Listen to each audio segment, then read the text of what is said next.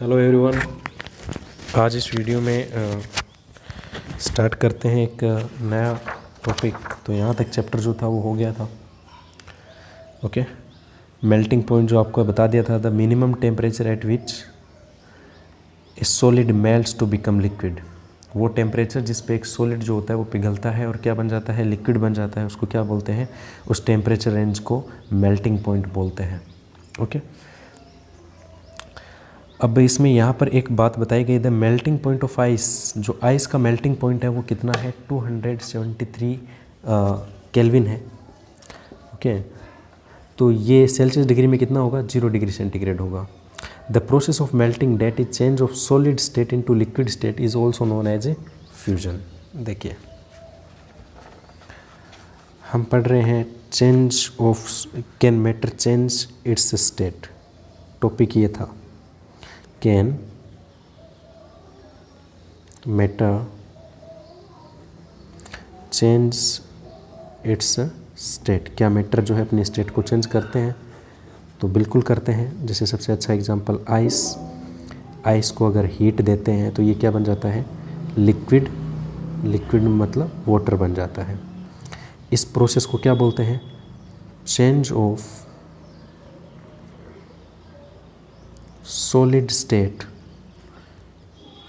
into liquid is called fusion। Solid state का liquid state में convert होना क्या कहलाता है, तो सॉलिड स्टेट का लिक्विड में कन्वर्ट होना फ्यूजन कहलाता है। तो इस बात को आप समझ गए होंगे। और आपने जब इस आइस को लिक्विड के अंदर कन्वर्ट करा है तो कन्वर्ट करने के लिए क्या दिया आपने, हीट दिया। मतलब मैटर जो है वो अपनी स्टेट को चेंज कर सकता है अगर आप जो है कुछ प्रेशर, कुछ टेम्परेचर एग्जर्ट करें या उसमें अप्लाई करें तब। तो आज का टॉपिक जो है अपना मोस्टली वो है when A solid melt its temperature remain the same. देखिए मैं यहाँ नोट कर देता हूँ, when A solid melts its temperature remains same। why? एक क्वेश्चन करा गया हमसे, जब एक सॉलिड पिघलता है, जब एक सॉलिड जो है वो मेल्ट होता है तो उसका टेम्परेचर जो है वो सेम रहता है। क्यों रहता है, कैसे रहता है? जैसे आपको इस चीज़ को एक्सपेरिमेंटली बताया जाए, ध्यान से समझिएगा। ये स्टैंड है मान लीजिए, ओके,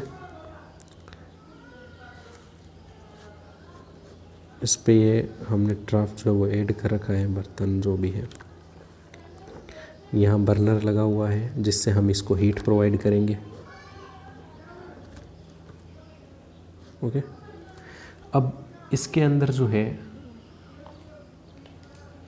ये जो ट्राफ, ये जो बीकर हमने लिया है, इसके अंदर मान लीजिए आइस क्यूब है। ध्यान से समझना, एक नया टॉपिक डेवलप होगा ये जो एक्टिविटी है इसके थ्रू। ये क्या है, ये आइस क्यूब्स है। अब क्या करते हैं, एक थर्मोमीटर जो है वो यूज करेंगे हम। एक थर्मोमीटर जो है, उस थर्मोमीटर को इसके अंदर डिप कर दिया ऐसा। ये एक थर्मोमीटर है जो इसके अंदर लगाया गया। अभी थर्मोमीटर का रीडिंग चेक किया तो थर्मोमीटर पे जो रीडिंग था, जब आइस है तब रीडिंग कितना है, 0 डिग्री सेंटीग्रेड। आप जानते हो जो आइस होती है उसका फ्रीजिंग पॉइंट कितना, 0 डिग्री सेंटीग्रेड। ओके, तो अभी इसका टेम्परेचर इतना है। फिर हमने क्या किया, फिर हम क्या कर देते हैं, इस बर्नर को ऑन कर देते हैं और ये बर्फ़ जो है पिघलने लग जाती है। ओके, आफ्टर सम टाइम, कुछ समय बाद, ये जो बीकर है, ये जो ट्राफ है, ये इसके अंदर आपने हीट अगर अप्लाई किया तो ये क्या बन जाएगा, लिक्विड बन गया।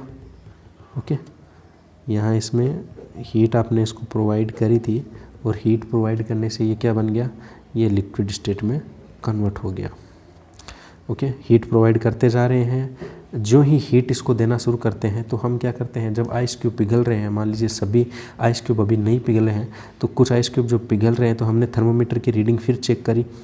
थर्मोमीटर का रीडिंग जो है स्टिल कांस्टेंट है, 0 डिग्री सेंटीग्रेड है। जब पूरा का पूरा बर्फ़ जो है, आइस जो है वो मेल्ट हो गया, पूरा का पूरा बर्फ़ पिघल गया, उसके बाद भी 0 डिग्री सेंटीग्रेड ही टेम्परेचर है। ओके, अभी लिक्विड स्टेट में जब ये आ गया तब भी जो टेम्परेचर है वो कितना है, 0 डिग्री सेंटीग्रेड। तो क्वेश्चन ये आता है, where does the heat energy go? Where does the heat energy go? जब आप इसको हीट दे रहे हो तो इसका टेम्परेचर इंक्रीज होना चाहिए। जाहिर सी बात है, हम किसी चीज़ को गर्म करते हैं तो इसका टेम्परेचर क्या बढ़ना चाहिए, लेकिन इसमें कोई चेंज नहीं हुआ। तो इसको जो एनर्जी प्रोवाइड करी अपन ने, वो एनर्जी एक्चुअल में गई कहाँ? ओके, ये सबसे बड़ा क्वेश्चन है। बस ये जो एनर्जी है, ये एनर्जी कहाँ गई? ये एनर्जी क्या कर रही है? This energy is used up to break और overcome the attraction force between molecule of water और आइस। अब ये अट्रैक्शन फोर्स क्या है? तो देखिए, ये मान लीजिए आइस क्यूब, तो इसमें वाटर मॉलिक्यूल जो है वो ऐसे हैं। आप जानते हो लिक्विड स्टेट में वाटर मॉलिक्यूल के बीच में डिस्टेंस होता है, लेकिन सॉलिड में डिस्टेंस कम होता है। ओके, तो ये मान लीजिए सॉलिड स्टेट में क्या है, आइस है। ओके, अब इनके पार्टिकल्स बहुत नज़दीक नज़दीक है, और अगर वाटर कंडीशन, लिक्विड कंडीशन को अगर आप बनाएंगे तो उसमें जो पार्टिकल्स होते हैं वो थोड़ा दूर दूर होते हैं, थोड़ा फार अपार्ट होते हैं, उनके बीच में जो फोर्स होता है वो कम होता है, ऐसे होते हैं। ये लिक्विड स्टेट के, ये हम प्रीवियस वीडियो में पढ़ चुके हैं। ये लिक्विड स्टेट के लिए है, ये आइस सॉलिड स्टेट के लिए। अब इनके बीच में अट्रैक्शन फोर्स बहुत कम है। ओके, इस अट्रैक्शन फोर्स को अगर अपन ख़त्म कर दें तो हम क्या कर सकते हैं, आइस को लिक्विड में कन्वर्ट कर सकते हैं, सॉलिड को लिक्विड के अंदर कन्वर्ट कर पाएंगे। तो बस वो जो एनर्जी आप इसको प्रोवाइड कर रहे थे, वो जो हीट आप इसको प्रोवाइड कर रहे थे, वो हीट क्या कर रही थी, इस इंटरमोलिकुलर जो फोर्स है, अट्रैक्शन फोर्स जो है पार्टिकल के बीच में, वो उसको ओवरकम कर रही थी, काबू में कर रही थी। मतलब the energy is used up, ये जो एनर्जी आपने प्रोवाइड करी, वो एनर्जी क्या कर रही थी, वो एनर्जी जो है पार्टिकल्स के बीच में जो अट्रैक्शन फोर्स है, उस अट्रैक्शन फोर्स को ओवरकम कर रही थी। ओके, तो काबू में कर रही थी, तो इसलिए उसमें यूज्ड अप हो गई वो, इसलिए टेम्परेचर क्या रह गया, सेम रह गया। ओके, इसलिए टेम्परेचर क्या रह जाता है, सेम रह जाता है। तो ये जो एनर्जी यूज़ हुई है, this energy which used in between molecules, ये जो एनर्जी मॉलिक्यूल्स के बीच में हुई है टू मेल्ट, उनको पिघालने के लिए। ओके, इस एनर्जी को क्या बोलते हैं, इसको बोलते हैं लेटेंट हीट। क्या बोलते हैं इसको लेटेंट हीट बोलते हैं। तो ये था अपना नया टॉपिक। देखिए,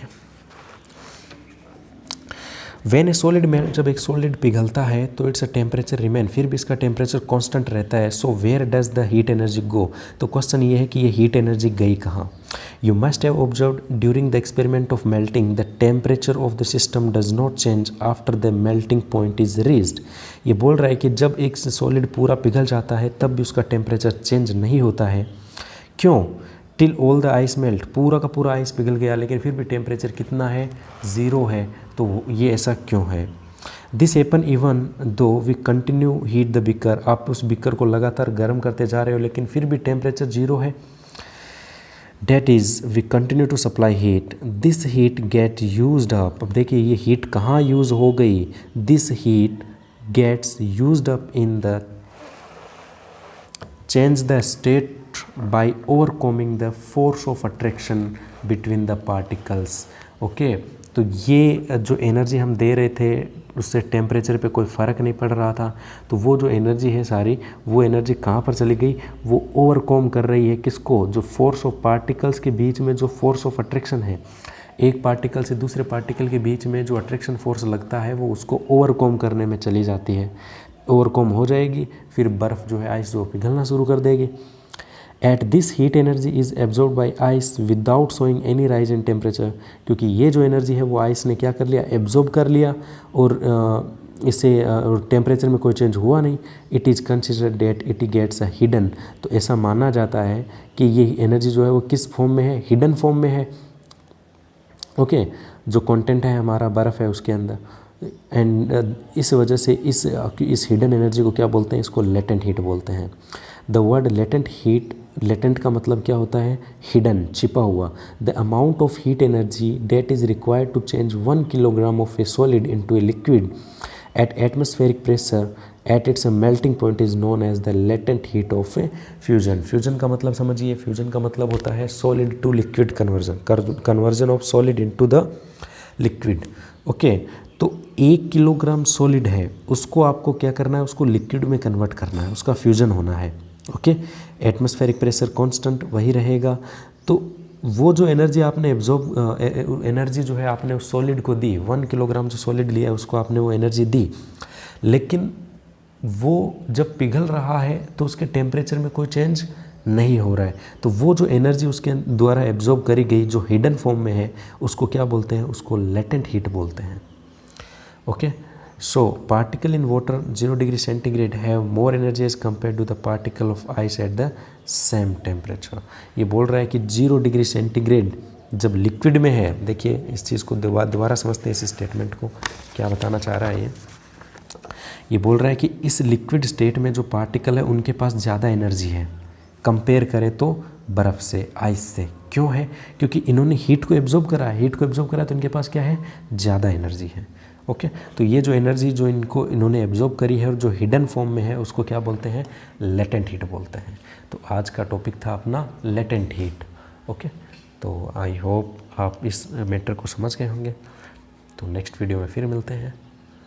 ओके, थैंक यू।